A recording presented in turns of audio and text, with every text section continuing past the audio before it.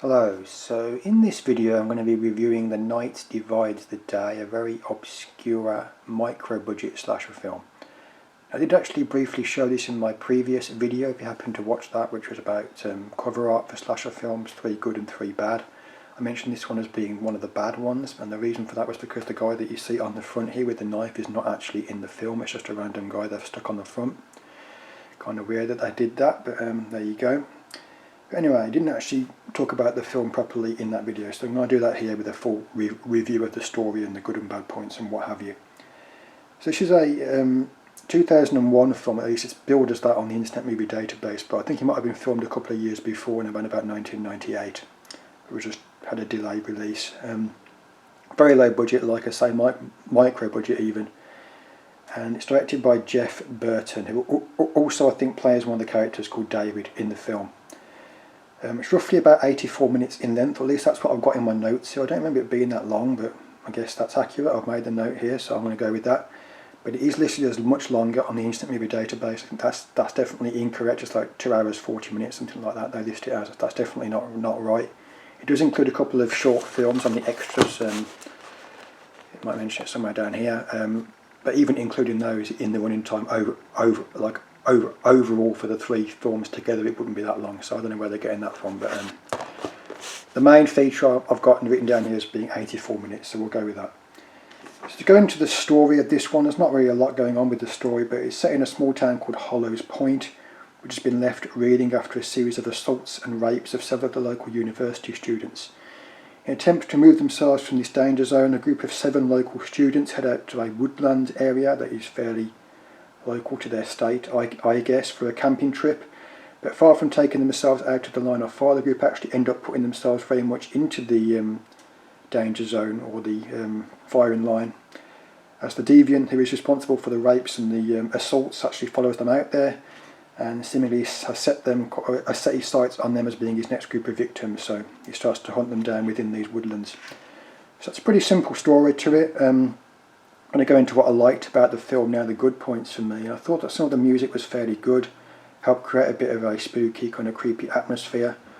I'm referring specifically to the more sort of instrumental, ambient, mood type building music, as opposed to the rest of it, which had lyrics and was a kind of hit or miss, but certainly the instrumental music was effective at times in creating a kind of foreboding atmosphere. So they did a decent job there. Next good point, and the last good point really that I've got, there's not a lot to praise about this one, I'm afraid, is that they're not always utilised in the best way. I appreciate that the director tried to throw in quite a lot of traditional slasher trappings and tropes. The story itself of the kids going into the woodlands camping, obviously, and then being targeted by a killer is very familiar, but in a kind of a good way. Very familiar to us slasher fans with that, but that's the kind of thing that we like, isn't it? So cliche or not, it ticks a box. They then kind of like later on do storytelling around a campfire. Again, kind of that old chestnut, very cliche for slasher fans, but we kind of like that kind of thing. Unfortunately, it's kind of bungled here, as I'll go into later for the bad points, the campfire stories, but at least I throw it in there as a familiar trope. There's also a Friday the 13th style kill that is much more satisfying than this Campfire Tales. And finally, there are 2 or 3 kind of crazy Ralph style characters that are thrown into the mix. And although it doesn't really make that much sense what they're saying, I would rather have them in there than not, so I'm going to count it as a positive. So a few little bits and pieces that you could count as positive things, but for the most part it's a film that's kind of hard to praise, really, to be honest. So moving into the bad points now, things I didn't like. And as soon as the action hits the woods, or even before that, as they drive into the woods, when it kind of becomes night time, it becomes really difficult to see what's going on. The lighting's not very good, so the budget really hinders things and comes into play more than you would like. Along with another film called Albino Farm, towards the end of that one it was terrible as well when it came to the lighting, so I touched knocking the camera there. So together with Albino Farm, if you've seen that, towards the end that gets super dark and hard to see what's going on. And together with that one, this is probably the worst I've seen in terms of lighting, so yeah, not good. Makes it hard to sit through at times, as to you can't really see what's going on, it's so bad. When they're around the campfire, it's not as bad as it is for the rest of it, because at least then there's some light that kind of picks out their faces, that kind of things, you can at least see who's who. But once they venture off from the campfire, it becomes a nightmare to see what's going on, really. You can't make out what's happening. On top of this, the audio at times it isn't the best either, and you can't always pick out exactly what's being said, so it's a double whammy there. This is at its worst towards the very end when the killer is using some sort of like a voice distorter, kind of like what you get in Scream. At least I think that's what it's supposed to be. Couldn't really tell, but it's got a strange voice anyway. And when he was using this voice distorter thing, if that's what it is, I couldn't make out what he was. Only about half of what he was saying, so not good. The budget really hinders things there, I'm afraid.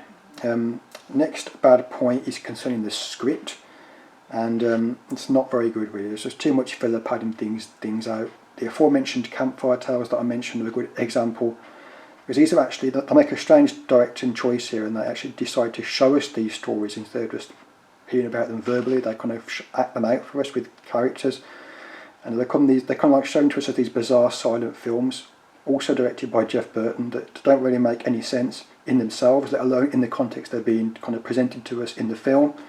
So they're really weird. They just don't make much sense, and they're just bad really, and they shouldn't have been included. They're too long, and they feel like padding, but not even fun padding to sit through, just boring stuff that you don't want to see. But the script itself is quite poor as well, with the characters having mostly boring conversations that don't really add much to the plot or do much in the way of character development or building. So, and again, not a very good job done there. There's this one guy that's supposed to be joining the party on the trip called Kevin, and for one reason or another he never actually properly makes it. But everything surrounding this Kevin character doesn't really make sense. It's badly handled. I think it's actually supposed to be him that we see in conversation with the main character David near the start in a restaurant. But this conversation that we see is very fragmented. It doesn't really make much sense. It's like we kind of come into a conversation that's already began, and we don't see the beginning of it. So it doesn't really make much sense to us. We're only like seeing a portion of it.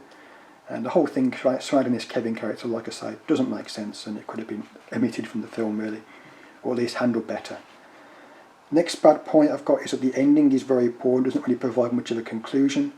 It actually seems somewhat unfinished the way that they left it. There's also supposed to be some cops that were involved towards the end, but they were kind of on their way to the woods to try and help. But as an example of how the ending is kind of a letdown, these cops kind of just disappear with their part kind of ending quite strangely, with them just driving around and not really getting to the scene where the film actually ends. They don't even make it, despite them kind of like being built up as being something that might come into play towards the end. So that didn't make much sense, and so but the whole ending is a bit disappointing.